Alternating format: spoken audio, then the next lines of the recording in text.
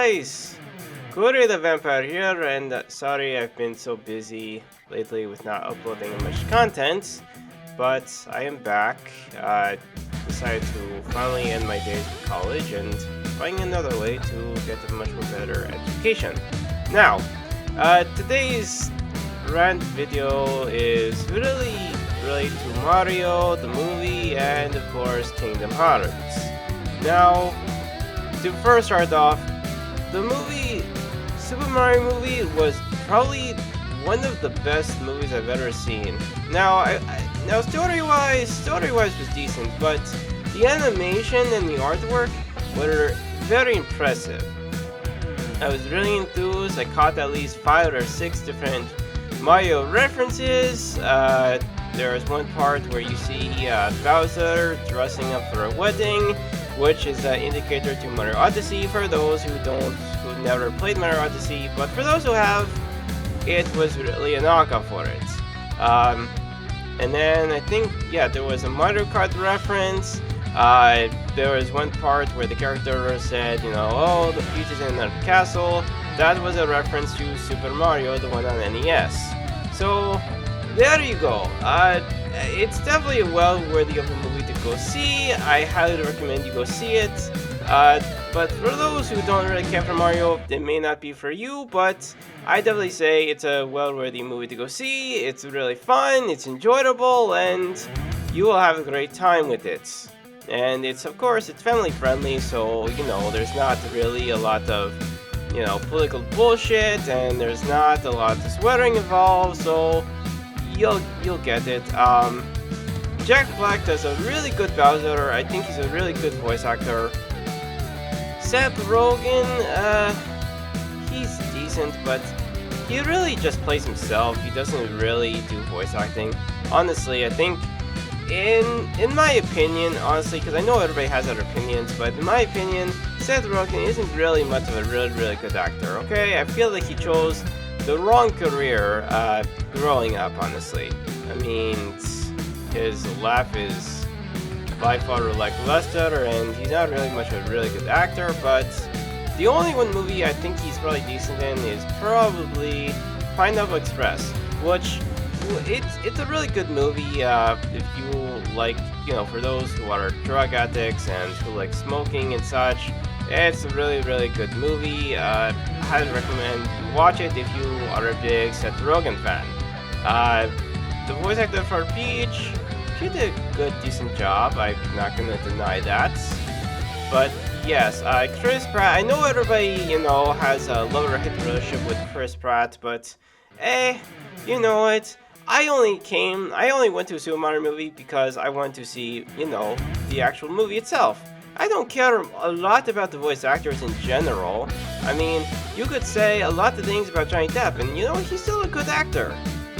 There are still some good actors today in Hollywood that still help in movies, but not a lot. I mean, let's see. You have Ben Stiller. He makes his own.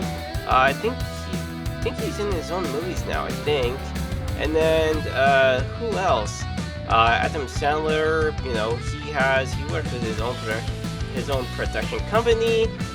Which, by the way, Murder Mystery 2 is now out on Netflix, so if you like the first one, you might like the second one, but I honestly say, out of all the Adam Sandler movies I've seen, I probably have to say Happy Gilmore is my favorite, mostly just because, Adam Sandler does a great job at playing Happy Gilmore.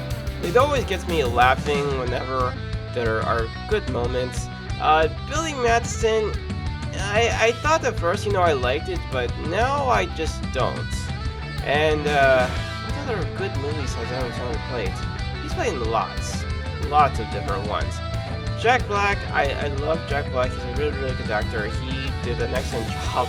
I think I actually really liked a little bit of his character in Tropic Thunder with Ben Stiller, Robert Downey Jr. Those are really good actors. But anyway, getting back to the topic at hand, if you really like Super Mario, and you're a big fan of Super Mario, go and watch it. I mean, I grew up with Mario, I grew up with Sonic, and honestly, it's one of the best movies ever. There's no political message, There's none of that bullshit. Because, honestly, this day and age, people just want to see a good movie. They don't care about political bullshit, okay? Literally, that does not belong in movies unless, of course, you're making a movie related to politics. If you're not making a movie related to politics, then why are you even bother bringing it into a movie? I mean, I saw this trailer for, I think, what is it called, Blue Beetle or whatever, and I remember in the trailer, the guy called Batman the fascist. I'm like, no, Batman is just a hero. He's a hero, you know? There's tons and tons of movies with Batman. I mean, Dark Knight, that was a really, really good movie. Batman and Robin, I enjoyed it, even though I know lots of people didn't think, that was a really ridiculous movie, but hey, it was a good movie. I liked it. I remember I had, VHS tape of Batman and Robin. It was a good movie. Extra good. Arnold Schwarzenegger does a good job playing Mr. Freeze. I actually liked him. He was really, really good. For those who have never seen Gotham, I highly recommend you watch Gotham if you like, you want to see the dark side of, Bruce Wayne as a child, and you want to see everything that happens. Go watch it. Unfortunately, it's not on Netflix anymore, but it's on. What is it on now? I think it's on Amazon Prime, but you can also get the whole entire series on. You can totally buy the whole series on Blu-ray if you want to. I mean, it's better, so you can do that. And yeah, Batman is not fascist. He's a hero. And you know what? Heroes are what you should look up to. Heroes do a whole bunch of great things, against evil. And honestly, if you played a lot of video games like I have, I mean, I'm currently playing Tales of Vesperia offline, and, I still enjoyed it. Yes, the game is a little bit lackluster because of the whole level up system, but I still enjoy it. It's a really, really great game. It has a really, really good, decent soundtrack. I actually like Tales of Vesperia. Mostly for the soundtrack, and the idea with combining just a human and sort of like a spiritual type of a human, combining it together to give the main character power, a lot more power, that's pretty cool. But yes, these days a lot of video games are hit and miss. That's why I don't really go out and buy video games. I'm also trying to save money, so there you go. Anyways, so it's a good movie. Now, on to the whole thing with Kingdom Hearts. Now, there's some recent news about Kingdom Hearts 4, and I actually read this last night. I forget where I read this article, but from what I read, it was about how, so since, Sora is now in a different dimension and new, different type of world. If you saw the first trailer, you kind of know exactly where he is. He's in one Nandrum or whatever it's called. Where in the trailer, there's a really interesting, Heartless of some kind, and yeah, and it's off to essentially, Donald and Goofy to figure out where Sora is, and they were. According to the article, I think this is probably going by Square Enix by Tatsuya Nomura or someone, but apparently there's a rumor going around that it may be actually Mickey being the replacement for Sora, because I feel like obviously Mickey doesn't get a lot of playtime, but honestly Riku would be the much more better pick, not Mickey, because Riku has a lot more better experience, and yes, he used to be part of the darkness, but that was only because Ansem possessed him. And how that happened was essentially, Maleficent caught him in, I think, Hollow Bastion. For those who have never played the Japanese remake version for Kingdom Hearts, the first Kingdom Hearts, which was 1.5, it basically right after Sora ended up getting shot into what's this at? No, it's not Twilight Town. I forgot the name of the area now. You know what? If I remember the name, I'll put it up in the video. But he ends up first meeting Travis Town. There we go, Travis Town. So he ends up, meeting up with Don the Goofy later on, and of course, off screen, or there's a sub-content scene where Riku just all of a sudden ends up in Hall Bastion. Of course, he doesn't really do any voicing, but of course, you see him, and then Maleficent, of course, catches him, and then eventually later in through the game, Maleficent whispers, says something related to the whole entire thing, and how, what is it? Oh yeah, Maleficent says, oh, forget about Sora. He already has a couple friends that are replacing you, and such. So then eventually, Maleficent lured Riku into the darkness, and then eventually Ansem took over. Well, actually that was Xehanort, because, Xehanort has this whole thing, it's ridiculous. There's a lot of convoluted plot points within the Kingdom Hearts series, so there you go. If you need more information about this, you can always go to Wikipedia or some other source to get your more information to get a better understanding about how the Kingdom Hearts series plays out. But I'm not going to go into it because obviously I'd make this a much more longer video and I don't have much time. So, to shorten it up, there are rumors going around that Mickey might be the Sora's replacement. And as it kind of stands, there might be a little bit of different scenes happening between where Sora is, and then Donald, Goofy, and maybe Mickey. They'll all go out to many different of the previous worlds that they've been to, and they may actually end up trying to find where Sora is. But it may actually end up turning out that they may have to try and go to another. There's maybe another alternate world that hasn't been seen around it.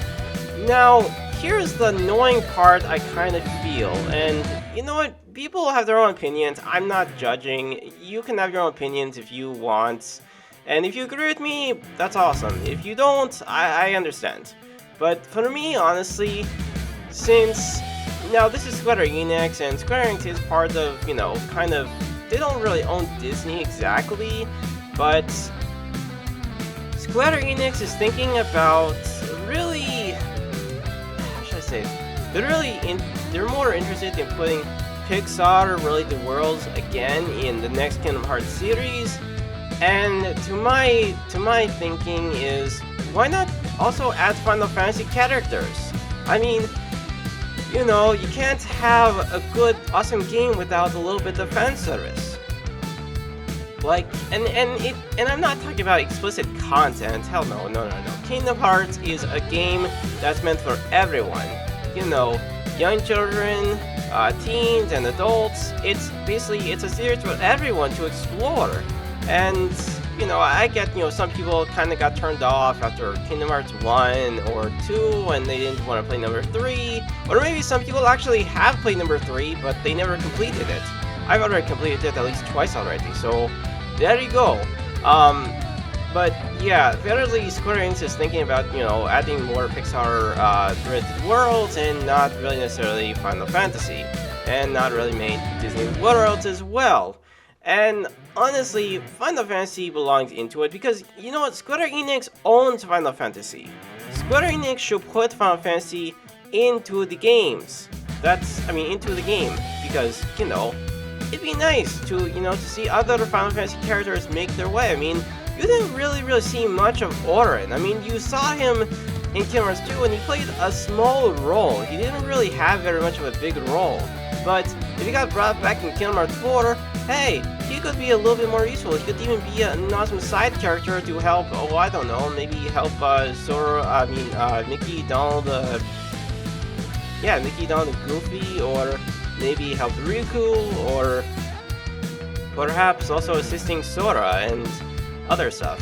And I know the Master of Masters is also gonna have a big role to play in the next Kingdom Hearts game. So there you go. But other than that, there were a couple of worlds for number 3 that I enjoyed exploring in the Kingdom Hearts 3. But my overall opinion is I like Kingdom Hearts 2 just because, the Final Fantasy characters and Sora and them all going to it. And honestly, these days I really don't care much for Disney. Honestly, I mean, if you look at the Super Mario movie, it's making a lot of good money in terms of box office sales. How many awesome animated movies recently have you seen by Disney? Not many! None! Because Disney is only making a lot of remakes. And they're making them live-action remakes. I mean, I saw the trailer for the new remake for the live-action for Little Mermaids. It looks awful! It looks awful, okay? First of all, Ariel is a white mermaid. She's not dark-skinned. I'm sorry if I'm sounding a little bit racist here, but that is how it is. I mean, if you watch the original, like the 1994, 1997, or early 2001, that was actually created when Walt Disney was still around. Yeah, you notice that a lot of those films back in the day were great. They were great films. Now Disney is going out of their way to really create these live-action films that nobody wants to see. They are literally going out of their way to basically saying, no, we're not interested in making anime movies. We're more interested in just making live-action remakes because we don't know how to make new animated films that people want. Well, here's my answer. Instead of listening to a whole bunch of people that don't really care much about animated films and such, and only want to spread political messages, here's an idea. Stop listening to them. Be creative. Think. And if you don't have anyone creative on your team that doesn't have a really good imagination, then hire people that have good sense of imagination. Actually, come to think of it, like later this year or maybe, once I have enough money, I'm gonna think about maybe going to the Super Mario World theme park because, I saw one of my favorite lead guitarists for a band. I saw a picture of him, and he was at Super Mario World, and he was saying, how a new album is coming out soon. So, I really appreciate art. I love anime art. I love digital art. I love anime art. I love video game art. I love a lot of different art. But the only type of thing I cannot stand is watching anything that's live action. I mean, let's look at the live action version of the Dragon Ball Evolution. That was a horrible movie. Oh my god, it was horrible. I never want to watch that movie again. I only watched it once. And what I thought it was awful. You may have a different taste into thinking that movie is great. No, it isn't. Death Note, the live action version of Death Note was horrible as well. I swear to God, the live action version of Death Note was awful. Okay? Here's why I think why it's awful. First of all, it didn't even take place in Japan, or if it did, there was only like one guy who's actually Japanese. Everyone else was all whites. Seriously, it's whitewashing. That's what they call it in the world of Japanese culture, is whitewashing, even in anime. I mean, yes, the word is not really spread around a lot, and it's not really like, it's a rare word to say, because honestly, some people would consider it maybe a derogative word or even offensive, but hey, when a journalist once, I think she was still in school or something, she reached out to me once through, I think through Facebook, and she wanted my opinion, or, I forget. She either called me or wanted my opinion, but essentially, I told her, and live-action anime films are not really good. They are awful. There's a lot of things when it comes to it, but most of the time, anime films are much more better when they're actually, created as animated characters. Like, there's a new movie coming out, I think, next Friday called Suzume. I saw a little bit of the trailer through AMC's app, and honestly, I think it's really cool. But honestly, I'm not really much of an anime movie type person. I did see The Sacred World of Ariete with former friends of mine long time ago. I think it was like back in 2013, I think. And it wasn't that great. But getting back to the whole concept with this whole thing with Kingdom Hearts, honestly, I feel like I can't tolerate Disney with with putting just Pixar stuff. It's no. I would rather have Square Enix work with Illuminations and also have Square Enix bring back Final Fantasy characters. I mean, it'd be great to have Sephiroth back, it'd be great to have Tifa, maybe Barrett, maybe Sid. Who else? There's a whole bunch of characters that we haven't seen play a role in Kingdom Hearts games. So, there you go. But that's just my opinions. You can, if you agree, go ahead and leave a comment down below. If you don't agree, you're welcome to leave a comment down below about it. You can share this video amongst friends. And of course, if you want to see more content like this, definitely hit the subscribe button, hit the bell icon with all notifications enabled so you can get up-to-date all new content as well. I'm going to try and do my best to get back to making more content. I just have a very busy schedule, and obviously, I work mostly in the afternoons or in the evenings, so I don't have enough time to upload content. And the only days I have a little bit of time, it's usually probably in the evening on a Monday. But I know most people are now in school and spring break is over, and I know the summer is approaching, it's only 2 or 3 months away and everything. But yes, go see a Super Mario movie. Feel free to share your thoughts. If you've already seen it, you can share your thoughts in the movie. About the movie in the comment section down below.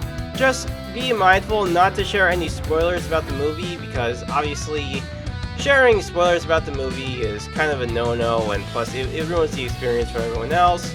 But I will just say that there's a lot of hint of lots of references related to the Mario games. And honestly, I like the movie. I actually like the Rainbow Road. Within the movie. It was really, really cool. I tried playing a few Mario games before I saw the movie the night before.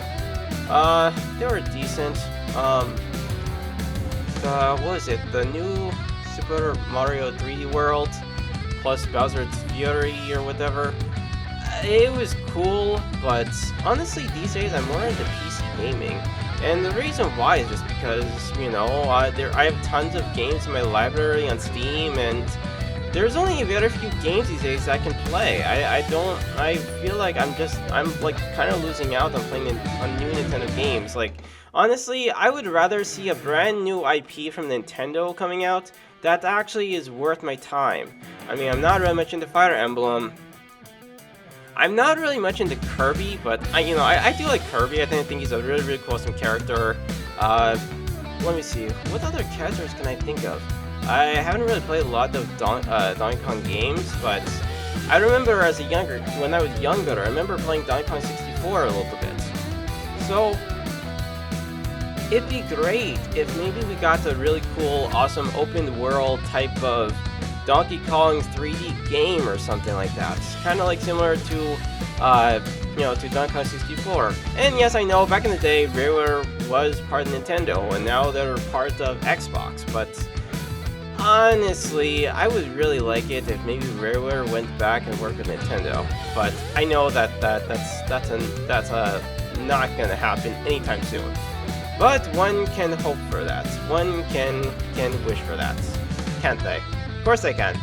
Anyways, that's about it. Again, as I said, subscribe, hit the bell icon, all notifications enabled, and all good stuff. Follow me on social media, and that's about covers it, alright? I'll try to have a Let's Play up maybe next week or something. I think I'm gonna mostly just focus on just doing the whole Let's Play for Tales of Arise, and then once that's finished, I'll do a Let's Play for the Scarlet Nexus. And then we'll go from there. Once after the game is finished, I will try to post an update about what my next LPs will be. I'm not sure what they will be, honestly. I'm still, I don't know, I've been so busy, I haven't been posting up videos lately, so I do apologize, guys. Alright, And everything else, you know, feel free to check out all my other content as well. This is Kuri the Vampire, and I'll see you guys next time. Take care.